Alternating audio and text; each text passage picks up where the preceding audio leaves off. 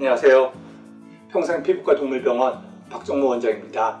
지난번 고양이 돌연사 영상에 이어서 오늘도 최근 발생하고 있는 고양이 돌연사에 대해서 어떻게 대응해야 되는지에 대한 이야기를 해보겠습니다. 먼저 제가 지난번에 최근 발생하고 있는 고양이 돌연사와 관련해서 사료의 문제에 대해서 이야기를 했더니 많은 분들이 댓글로 다른 수의사와 좀 많이 다르다는 그런 글을 남겨주셨습니다.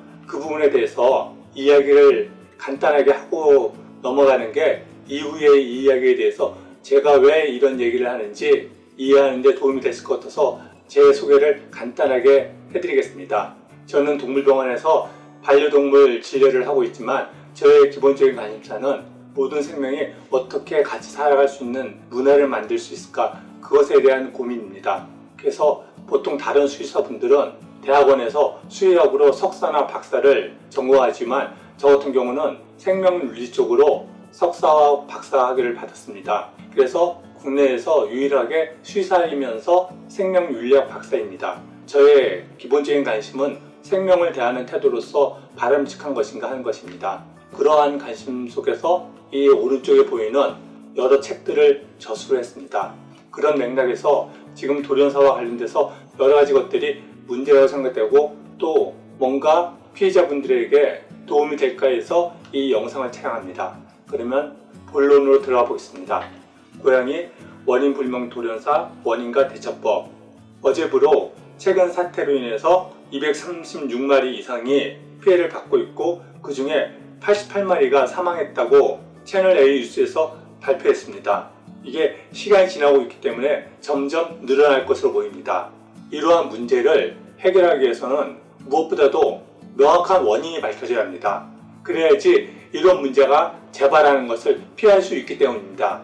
그래서 원인에 대해서 살펴보면 대한수의사회 보도자료에서는 원충성 질병이 유력하게 의심된다고 이야기를 했었습니다. 근데 지금 이상 증상을 보이고 또 죽음을 맞는 고양이들 보면 밖에 다니는 애들이 아니라 집 안에서 키우면서 다른 고양이를 접할 일이 없는 그런 고양이들입니다. 그런 고양이들이 전국에서 동시다발적으로 원충성 질병이 발생한다는 것은 말이 되지 않습니다. 역학적으로 접근했을 때 전국 여기저기에서 집 안에서 키우고 있는 고양이들이 이런 문제가 발생할 가능성이 가장 높은 것은 가장 첫 번째가 사료, 그 다음에 모래도 거론되고 있지만 가장 의심되는 것은 사료입니다. 그래서 많은 보호자분들과 몇몇 동물보호단체에서 사료에 대한 문제 제기를 했고 농림축산식품부에서 검사를 해서 4월 19일 중간검사 결과를 발표를 합니다. 보시면 32여 건 중에 3건에 대한 중간검사 결과라고 발표를 했는데 검사 항목은 중금속, 곰팡이 독소, 그리고 잔류농약, 동물용 의약품, 멜라닌 이렇게 78개 유해 물질과 그리고 검역본부에서 바이러스, 기생충, 이거는 원충성 질병을 파악하기 위한 것이고 이 9가지를 포함해서 총 87개 항목을 검사를 했다고 합니다. 그 검사 결과는 유해 물질과 바이러스, 기생충 그 모든 것에 대해서 음성이 나왔다고 합니다. 그리고 나머지 사료에 대해서는 추가로 검사를 해서 발표를 하겠다고 하는데 이렇게 농림축산식품부에서 검사를 해서 음성이라고 발표를 하니까 많은 사람들이 그러면 사료 말고 다른 뭐가 문제인지 그것을 찾으려고 합니다. 이 부분에 대해서 좀 더 고민을 해야 합니다. 지금 갑자기 아픈 고양이를 돌보는 보호자분들은 특정 시기에 만든 사료를 먹고 고양이가 갑자기 아프게 됐다고 여러 보호자들이 증언을 하고 있고 또 몇몇 동물보호단체에서 제보를 받았는데 피해자 대부분이 특정 시기에 생산된 사료를 먹고 이런 문제가 발생하고 있다고 이야기를 하고 있습니다. 그러면 농림축산식품부에서는 사료 샘플을 검사해서 아무 문제가 없다고 얘기하고 그에 반해서 많은 피해 보호자분들은 사료 때문인 것 같다고 얘기를 하면 이 둘 중에 어떤 말을 더 신뢰를 해야 하는 것일까요? 저는 이 부분에서 보호자분들이 문제를 제기하는 부분이 더 타당하다고 생각합니다. 사료와 관련된 문제는 특별한 것이 아니라 계속 있어왔던 문제입니다. 예전에 우리나라에서도 2004년에 페디그리라는 사료를 먹고 많은 강아지들이 신부전에 걸려서 죽음을 맞는 그런 페디그리 사태가 있었습니다. 이러한 사료와 관련된 문제는 과거에만 있었던 것이 아니라 최근에도 보면 미국 FDA에 보고된 리콜과 관련된 사안을 보면 개나 고양이 사료와 관련해서 반복적으로 리콜 사태가 발생하고 있습니다. 이러한 리콜 사태와 관련돼서는 이 개, 고양이 사료 진실 이런 책에도 보면 과거에 많은 리콜 사태가 있었다고 이야기하고 있습니다. 그렇게 사료로 인해서 어떤 문제가 발생하는 것은 특별한 일이 아니고 종종 발생했었던 일이기 때문에 이번 사태 또한 여러 가지 정황을 봤을 때 사료가 가장 문제라고 의심을 할 수가 있습니다. 그리고 이러한 의심에 대해서 사료 회사나 관련 기관에서는 과학적으로 문제가 없다고 이야기를 하는데 이 부분에 대해서 좀 더 생각을 해봐야 합니다. 2013년도부터 발생한 가습기 살균제 사건을 기억하고 있을 것입니다. 그 사건으로 인해서 이 통계 자료에서 보는 것처럼 1,700명이 넘는 사람이 죽음을 맞았습니다. 그러면 이렇게 많은 사람들이 죽음을 맞았는데 이 사건이 과학적으로 해명되고 또 처리가 되어졌을까요? 그렇지 않습니다. 이 회사에서는 여기 보는 것처럼 동물 실험을 통해서 자신들이 만든 그 가습기 살균제가 사람들의 폐에 문제를 일으키지 않았다고 이야기를 합니다. 이런 방식으로 동물 실험을 통해서 과학적으로 어떤 문제가 규명된다고 생각하는데 이 동물 실험과 관련돼서는 과거에 탈리도마이드 사건을 고려를 해야 합니다. 이 탈리도마이드 사건은 1950년에 아침에 약간 더부룩한 그것을 치료하기 위해서 개발됐는데 입덧이 심하던 산모들이 이 약을 먹으면서 임산부들이 이 약을 많이 복용하게 됩니다. 그런데 갑자기 이 사진에서 보는 것처럼 팔다리가 짧은 기형아들이 막 태어납니다. 그래서 과학자들은 이 탈리도마이드에 어떤 문제가 있는지 그걸 재현하기 위해서 다양한 동물에게 동물 실험을 합니다. 하지만 다양한 동물들의 탈리도마이드 동물 실험을 했을 때 아무 문제가 발생하지 않았습니다.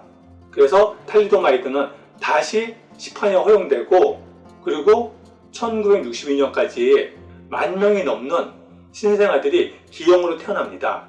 이 사건을 통해서 동물 실험이 모든 화학물질이나 의약품의 인체 유해성을 검증하지 않는다는 것이 명확하게 밝혀졌습니다. 그럼에도 불구하고 지금 많은 기업들은 새로운 화학물질이나 식품 첨가물 그거를 동물 실험을 통해서 문제가 없으면 문제가 없다는 식으로 대응을 하고 있습니다.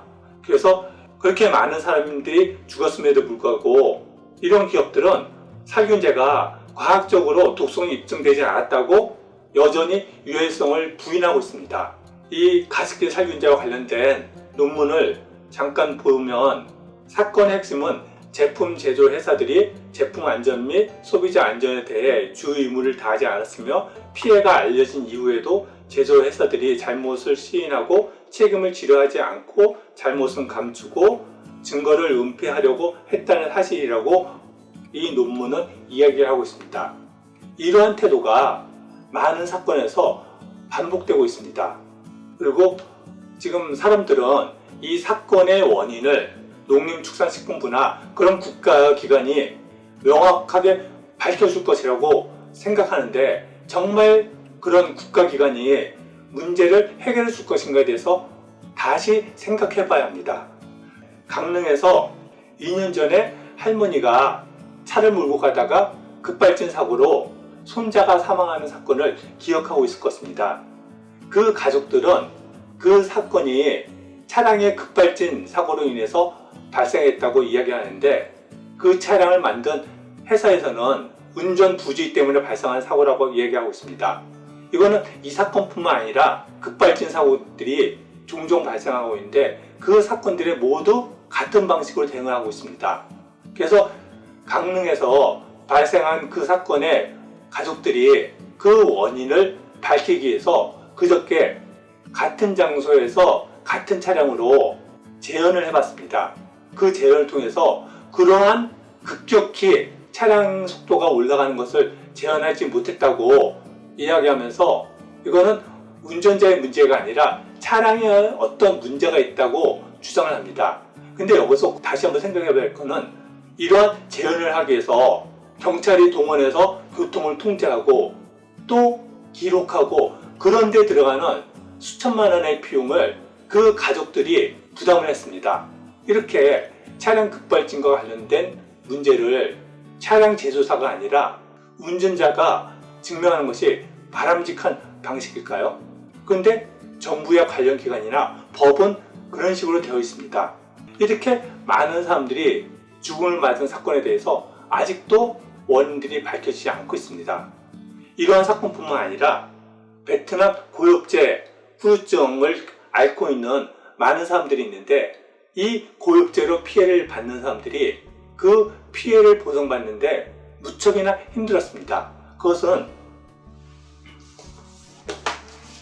이 몬산토와 관련된 책을 보면 그 과정이 잘 설명되어 있는데 미국 정부나 몬산토에서는 그 고엽제가 인체에 유해성이 있다는 것을 극구 부인을 합니다. 그래서 오랜 동안 법적 소송을 벌여서 한참 시간이 지난 이후에야 겨우 피해 보상을 받게 됩니다. 그와 같이 어떤 문제가 발생했을 때 그것을 국가기관 같은 곳에서 문제를 공명정대하게 해결해 주길 바라서는 안 됩니다. 지금 고양이가 돌연사하는 이것에 대해서 농림축산식품부가 원인을 밝혀내 준다면 고맙겠지만 검사 항목에 들어가지 않은 새로운 화학물질이나 그런 것들로 인해서 지금 사태가 발생했다고 그러면 사료에는 아무 문제가 없다고 결론을 내주면서 이 검사를 마무리할 가능성이 높습니다. 그렇기 때문에 정부 기관을 너무 믿지 말고 피해자 스스로 문제 해결책을 찾아야 할 것이라고 생각됩니다. 그래서 피해자 대응 방안에 대해서 생각해 보면 가장 첫 번째, 무엇보다도 의심이 되는 사료를 피하셔야 합니다. 조금 전에 텔레도마이드 기형아 사건에 대해서 말씀을 드렸었는데 그 당시 유럽에서는 기형아들이 매우 많이 출산되었지만 미국에서는 그런 기형아들이 거의 출산되지 않았습니다.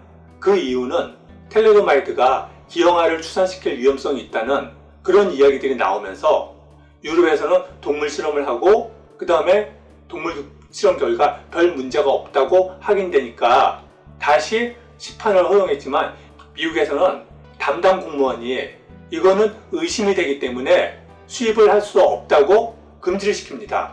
그래서 미국으로는 그 약품이 들어오지 못하고 유럽 내에서만 유통되다가 시간이 지나면서 다시 급격히 기형아가 태어나고 결국은 판매가 금지됩니다.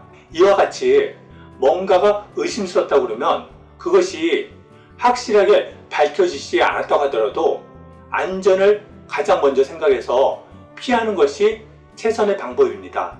그렇기 때문에 지금 인터넷에서 볼드모트 사료라고 검색을 해보면 많은 사료 브랜드들이 나오는데 그 사료를 일단은 이 문제가 명확하게 해결될 때까지는 피하시는 것이 좋습니다. 그리고 증상이 없어도 의심되는 사료를 먹은 경우에는 동물병원에서 혈액검사를 하셔야 합니다. 지금 몇몇 동물보호단체에 들어온 제보를 보면 아무 증상이 없었지만 혹시나 해서 동물병원에 가서 검사를 했을 때 간 수치와 CK가 급격히 상승한 그런 경우들이 있다고 합니다. 그렇게 증상이 나타나지 않았을 때 적절한 조치를 취해줬을 때 훨씬 더 빨리 회복되니까 의심되는 사료를 먹었다고 그러면 꼭 동물병원에 가서 혈액검사를 받아보실 것을 권해드리고요. 다음으로 피해자분들이 공동 대응하셔야 합니다. 이거는 과거에 페디그리 사료를 먹고서 많은 개들이 신부전으로 죽음을 맞았을 때 이때 사료회사에서는 처음에는 사료 때문이 아니라거나 아니면 실업이 보상 정도로만 합의를 보려고 그런 과정이 있었습니다. 그것을 각 보호자분들이 일일이 대응하기는 쉽지가 않습니다. 그러므로 꼭 피해자분들이 공동으로 대응할 수 있는 방법을 찾으셔야 합니다.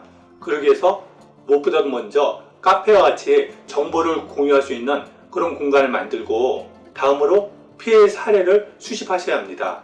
또 이러한 문제를 각 개인이 어떻게 해결할 수 없기 때문에 변호사를 선임을 해서 문제를 해결하셔야 합니다.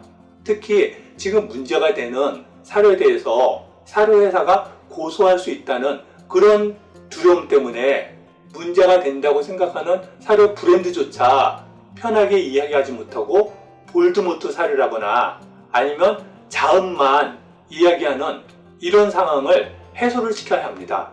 그래서 보호자분들이 편안하게 이런저런 다양한 자신의 사정을 이야기하고, 그러면서 그 속에서 합리적인 방법을 찾을 수 있도록 해야 합니다. 그리고 지금 사료 샘플을 국가기관이 분석하는 그것만 바라보고 있는데, 그 방식이 아니라 피해자들이 자체적으로 검사를 의뢰해서 의혹을 해소하셔야 합니다. 이런 식으로 지금 보면 많은 피해자분들이 아직 사항을 명확하게 판단하지 못하고, 또 그냥 개인으로서 어떻게 하지 그런 상황에 있는데, 그러한 각 개인이 사료회사를 상대로 뭔가를 하기는 쉽지 않기 때문에 반드시 공동 대항할 수 있는 그런 모임을 만드는 것이 무엇보다도 필요할 것으로 보여집니다. 저의 이런 생각이 피해자분들이 빨리 피해를 수습하고 또 비슷한 사례가 발생하는 것을 줄일 수 있는데 도움이 되셨으면 좋겠습니다. 지금 이 사태로 인해서 고양이의 죽음을 맞은 보호자분들에게 위로의 말씀을 전하며 이 영상을 마치도록 하겠습니다.